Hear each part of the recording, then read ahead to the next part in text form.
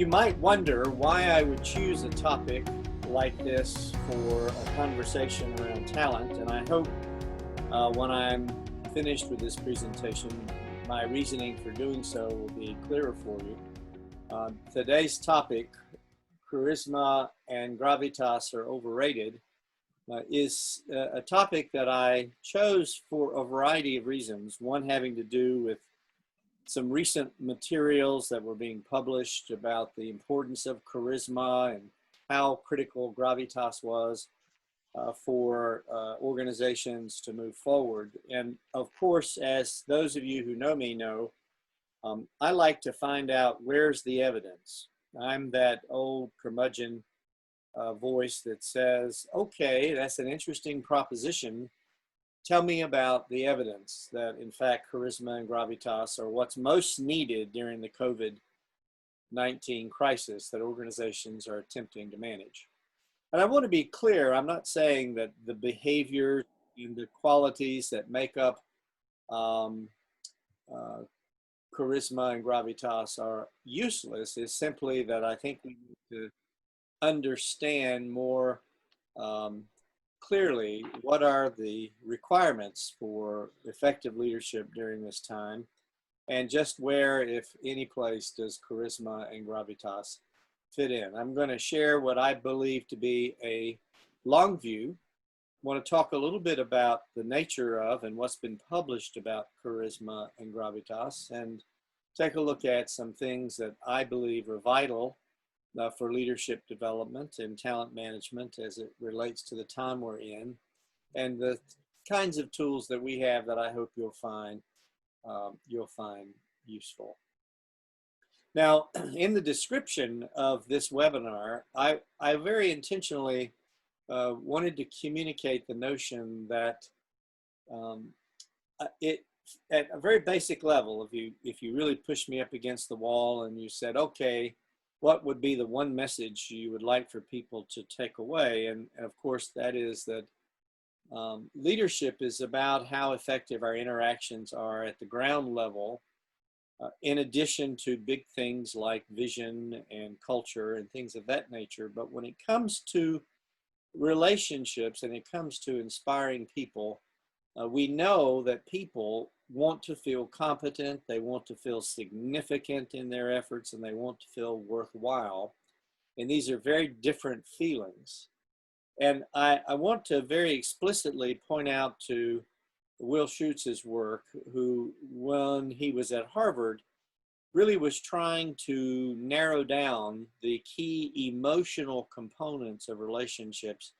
And it was that work that he was doing that led to the creation of the FIRO B. He had tools like the FIRO Mate, the FIRO Values. He had a whole variety of models built around the FIRO framework of his. And at the core was that every human being tries to find ways to feel competent, significant, and worthwhile. And of course, we happen to think they're very specific things that we do as individual contributors, managers, and leaders to foster those feelings when we are thinking about and working with others. You may know that folks who've looked at and tried to look at gravitas and charisma will often point to the fact that it's more the case that these particular attributes or qualities that are identified are particularly temporal in their impact.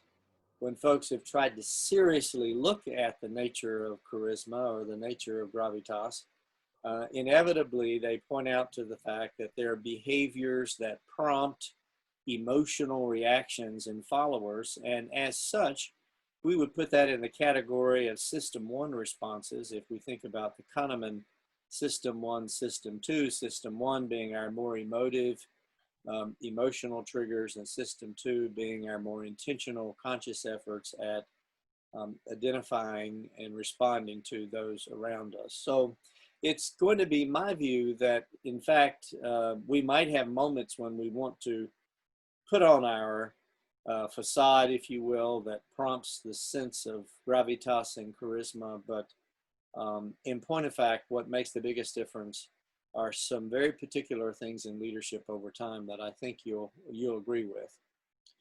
One of the most fascinating articles that I've read in some time was an article published in the New York Times in 2017, where the retiring business editor, Adam Bryant, summarized a decade of interviews with some of the most effective and accomplished CEOs in the world across industries and across economic sectors. And if he, in one sense in the article, he says he hates to make large thematic statements from all these interviews, but there's some things he just simply cannot avoid pointing out. And those things he pointed out were, as you see on the screen, that from his interviews and from his conversations with these individuals, he noted that what was characteristic of them was hard work and perseverance, their passion for getting close to the fire, whatever the fire happens to be in their enterprise. He was struck by their humility and their audacity to take initiative, communicate in a whole variety of ways, to not be caught in any sort of status seeking within their organization. He was struck by the power of their applied curiosity and how that played out in what he called their comfort with discomfort. He noted that they focused so effectively on their current jobs, and as he looked at their careers, that was indeed a common theme, that they focused on the job they had. They weren't overly worried about what the next job would be. They had this intentionality and passion for success in the job that they had at the time.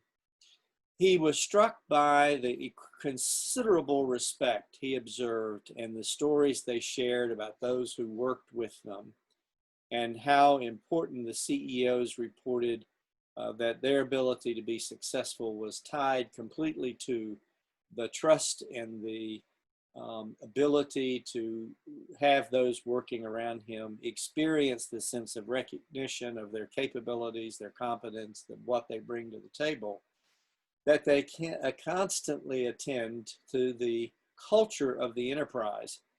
And he talked about how they pay attention to the values that are vital and threaded through the organization, and noted that when people at the top are mindful of the values and mindful of what the culture is, that it reinforces the culture throughout the enterprise.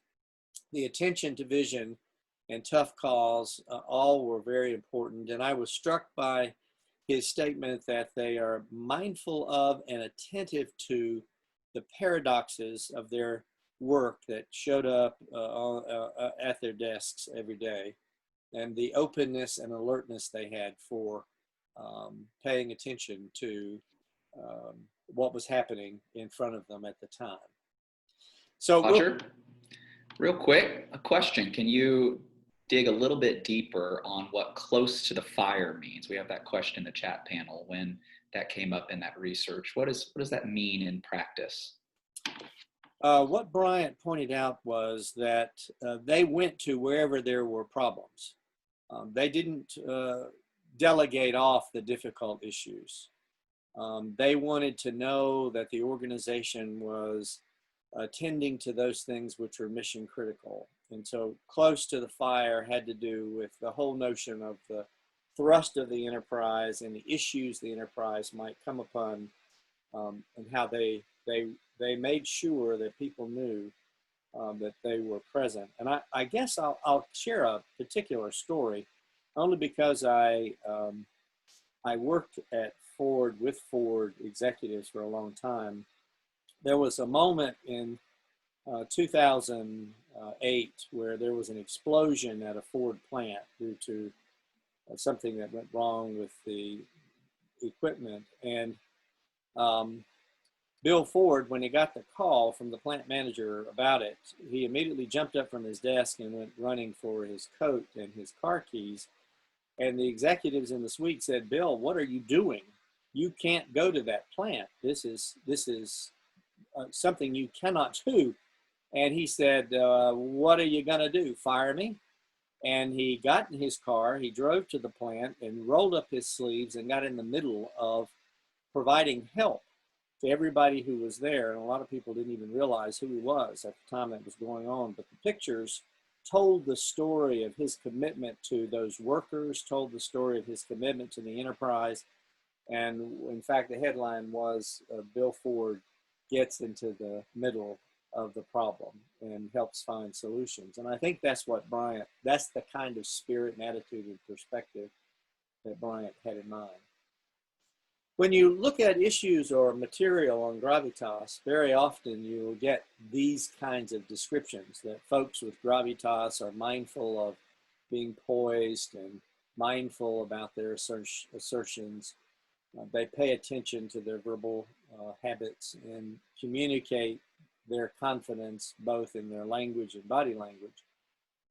What's interesting is the notion of gravitas is often defined as, doing that which creates a serious feeling or causing a feeling of respect and trust in others, so that when a person walks into the room, other people listen. What I find interesting in those articles on gravitas is that there's almost never a recognition of the role of power and the differential nature of power and the way in which it may affect the way people feel about the person who seems to be trying to communicate a particular message. You'll find in research around charisma that it's often associated with transformational leaders. And you'll find if you take a look at the various ways people describe charisma, the notion of charisma is that which helps infuse work that people are doing with a sense of meaning so that folks work effectively to meet the demands that are facing those in the organization.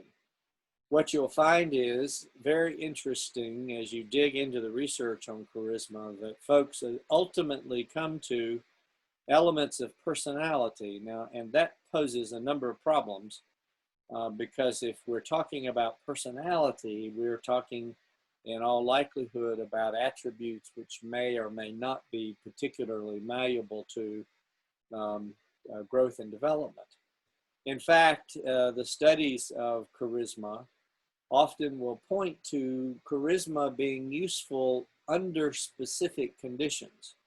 For example, charisma might be useful in a moment when an organization has a great deal of uncertainty, which is why I think some folks are beginning to write about we need charismatic leaders during our COVID crisis in our organizations.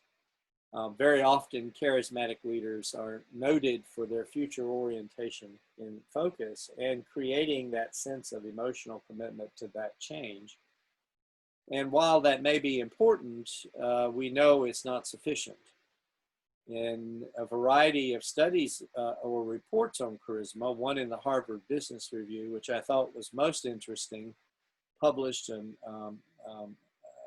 number of years ago, which pointed out that one of the problems with charisma that shows up with a lot of explorations of leaders who, and CEOs particularly, who've been noted as having charisma, is that what happens over time is that the organization begins to lose its motivation because, as I said in my opening comment, it's kind of like eating a donut. It has a sugar high, but it passes, and then it has a crash. And very often what happens is charismatic leaders will communicate they don't want to be challenged. They won't yes people. They want people to do their bidding and avoid being the proactive persons that perhaps were hired. And they wind up creating unsustainable growth as a result of being in the roles that they're in. The feedback loop that gets created really does feed a kind of narcissism, which seems to be present with a lot of charismatic folk. If you took the various research projects and you asked the question, well, okay, can we get to the behaviors of gravitas and behaviors of charisma, and I am not equating those. I'm not saying they're the same. But if we make a list of what it looks like when people talk about it, there's usually 10 kinds of qualities or behaviors that are identified. And story after story, article after article says roughly the same things. I went looking in the library, one of the libraries of practices created by Bob Eichinger and myself.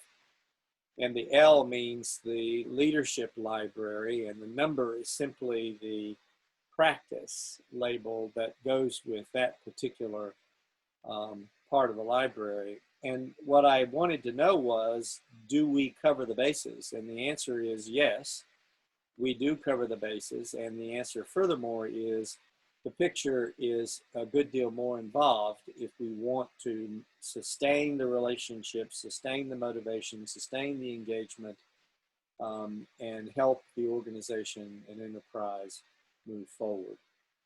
Bob and I, through our years of working in talent management, in our reflections and our following the research, came to the conclusion that we needed to talk about and build a way of thinking about leadership development by looking at all levels of the organization, not only the individual contributor and what's vital to that person's success and the manager and the leader at the top of the organization, but also what seems to be threaded through the organization in terms of teams and high potentials, which has very much fed the material that we've been creating and the material that we think is vital to understand if we are in fact going to help individuals and organizations grow and thrive. It so happened that Alan Church, who is the head of talent management at PepsiCo, just recently published an article that showed up in People Plus Strategy on his take on what the COVID crisis is going to mean for talent management around the world. And remember, when I started this conversation with you, I said what prompted my thinking about gravitas and charisma were the articles that were popping up about how important those qualities were going to be to help us get through it.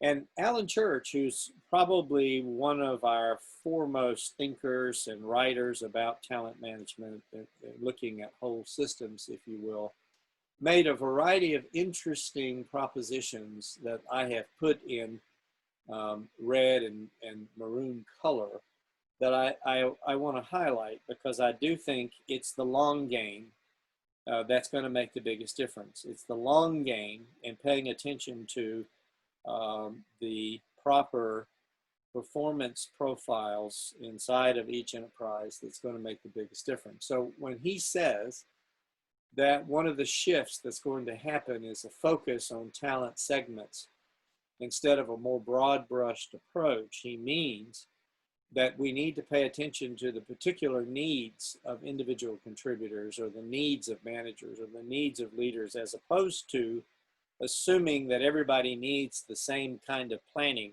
workshop or the same kind of teaming workshop, that their needs are different and need to be approached and attended to in that way. He points to the need to reskill, and I thought that was a fascinating, lengthy discussion in his paper, in which he says, you know, we're going to need to reskill people to approach their work in fresh and different, and he even uses the innovative ways, and extends the need to have the ongoing conversation with educational institutions about the kinds of skills for the future that are going to be vital. He noted that companies need to embrace a new contract, that as we've seen, the enormous number of folk who've been working from home very successfully have shown that, in fact, we may not need all of the IT people coming to a bricks and mortar building or all of the finance people coming into a particular office, that there's a lot that people can do in managing from their home office. And as a result, there's whole new technologies emerging from that process of how to measure the work that's being done. And he goes on to argue that we need a new form of the employee-employer relationship that carries out over the life cycle of a talent working inside of an enterprise. And so I think Alan Church has put some pretty good thinking to the questions and the challenges we face in the COVID world. And what I would say is that we believe, based on our look and our mapping of our practices to a variety of situations, that in fact, to Alan's point, if you are in an individual contributor role, there are very particular things that will contribute to your success, the same as a manager and leader, which are very different. And the beauty, of course, is with the research that we've done, we know that there are roles and practices that can be enriched and developed through the kind of work that all of us on this webinar do. I've put in gold the particular roles that are central to covering the kind of relationship building and the kind of relationship enhancement that's going to definitely be needed as we move forward. You'll see that those roles have to do with the individual contributor and the kinds of things that we need to foster and encourage with individual contributors if we're going to keep them around in our challenging times. When we get to managers, I also again put in gold those particular roles that in fact will do the same, fostering and building and strengthening the relationships in the enterprise that are going to be very important as we move forward and move through the current crisis. And those at the top of the organization, what they need to be paying attention to make sure that we strengthen and foster those relationships. It is our view that when you pay attention to all of those libraries and you start asking, well, what then are some of the practices within each of these libraries? If those are the roles that I've just mentioned, what are some of the practices that are going to make the biggest difference to keep our talent engaged and enthused during this time? You see those on the screen. I'm more than happy to send that list to anyone who'd like to be thinking about how important it is for us to encourage these kinds of behaviors at the different levels of the organization. In our libraries, as you see, as I noted earlier, there are 30 roles and 92 practices. In CASI, 5 of the 10 roles are very much related to infusing meaning, as I mentioned earlier. 7 of the 11 roles in our management group infuse meaning, and of course 6 of 9 of the CASAL roles do the same. So we get to the behavioral level when we start looking at practices, and what we know is, as these practices, as I mentioned, are things that people can get a handle on and develop and utilize in more productive and meaningful ways. It's clear to, I think, everybody in talent management that you have to have a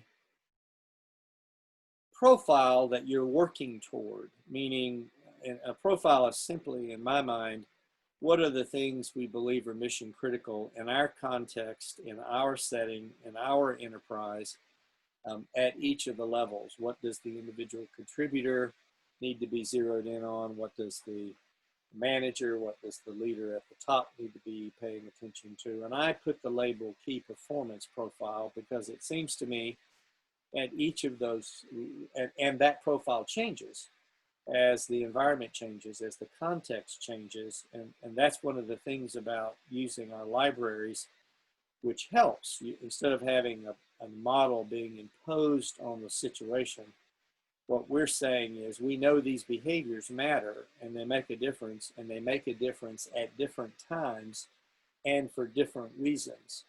And so mapping those roles and mapping those practices to the goals, mission, and plans of the organization help the organization move forward in the most effective way especially during this acute challenge that we're all facing. Now, there are two additional issues around gravitas and charisma, and also true with any emotive-based practice or behaviors or set of behaviors. And I rely on Kahneman's framing on this because I think it's helpful as we think about how all of us have our dual brains busily at work. But essentially, gravitas and charisma rely on emotional responses.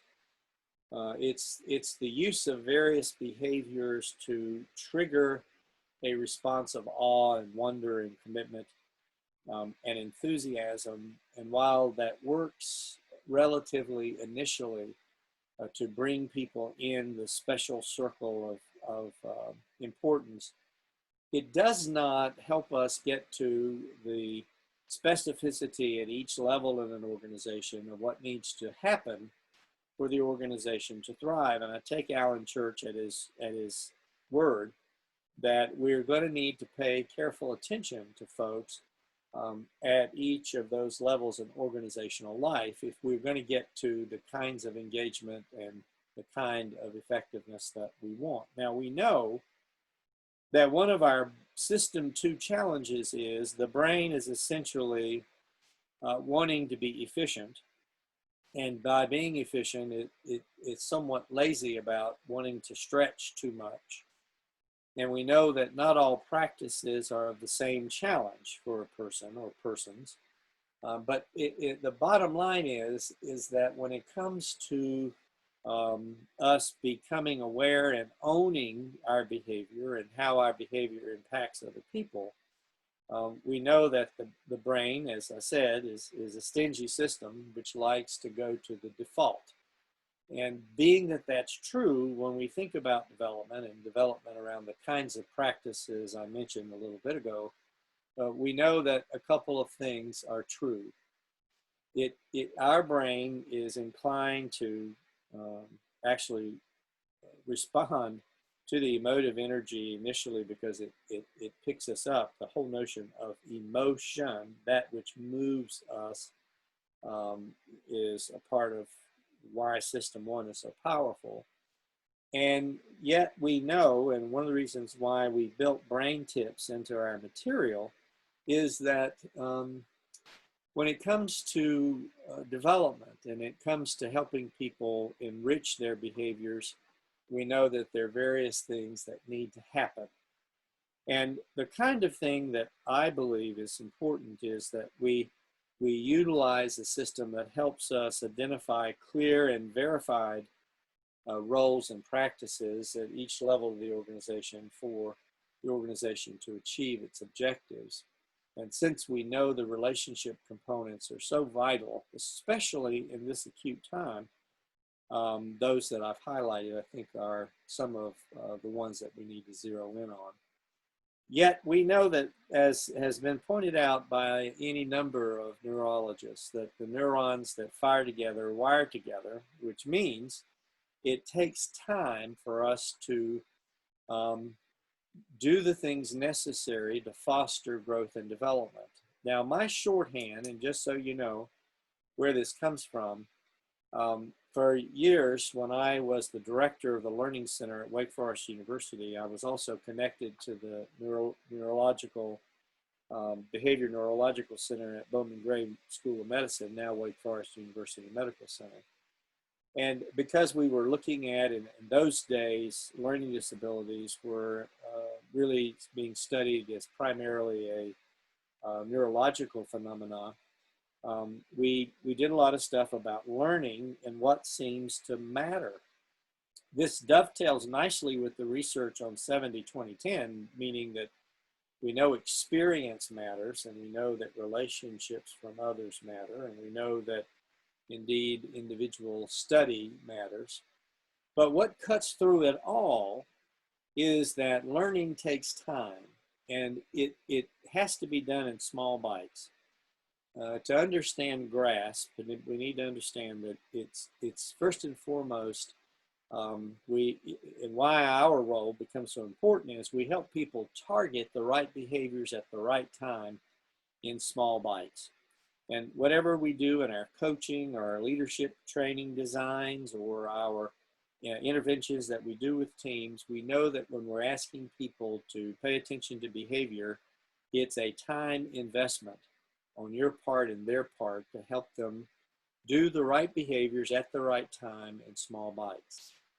We know that people learn that which is reinforced, that we need to find ways to um, sort of get our own personal rewards for the way in which when I do something, I have some acknowledgement. And this doesn't have to be a big deal. A reward could simply be some form of reinforcement, could simply be permission to do something you like doing, like drawing or making a phone call to a friend or some such when a particular task has been achieved.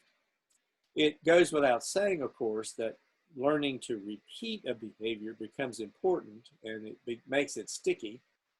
With that comes a fairly active approach to learning. We have to explore and probe a behavior that we're trying to engage and put it to use in a variety of contexts.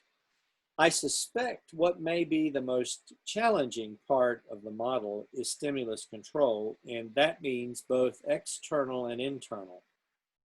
And external we can manage by making sure that we're wanting to learn a behavior under certain conditions, which is very important to do.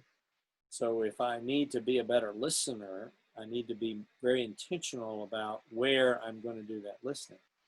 But that's only one part of the story. The other part are the internal distractors. My colleague, Bob Eichinger, has taken the literature on internal distraction and has made some clever framings around those. And he says, you know, one of the distractors that we have to learn to control, the internal stimulus that's happening that we have to learn to control, is when we have these pop-ups that occur, such as task unrelated thoughts, or when we have automatic negative thoughts or worthless worldwide worries that pop up, that all of those things that are going on are part of our need to manage in order to make sure our learning can be focused on the very thing that's going to enable us to be successful. And of course, we know that practice in the real context matters.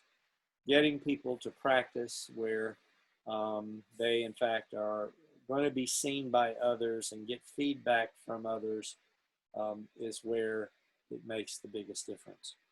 So yes, charisma and gravitas have their place. And the long game isn't so much how charismatic or how much gravitas we bring or get leaders to bring to the circumstances that we find ourselves in. What greatly matters, of course, is paying attention to the particular roles and practices that are going to enable folks to be successful at each level of organizational life. And we are the learning engineers. We're the ones who are trying to help them understand the complexity of the roles and the practices they need for success. So I want you to know that as I've thought about this, and I really, I feel quite strongly that the conversation, as Alan Church has suggested, needs to be on a re-envisioning where we are and what we need to pay attention to acutely in building and fostering the engagement and the relationships necessary for organizations to be sustainable during the COVID challenge.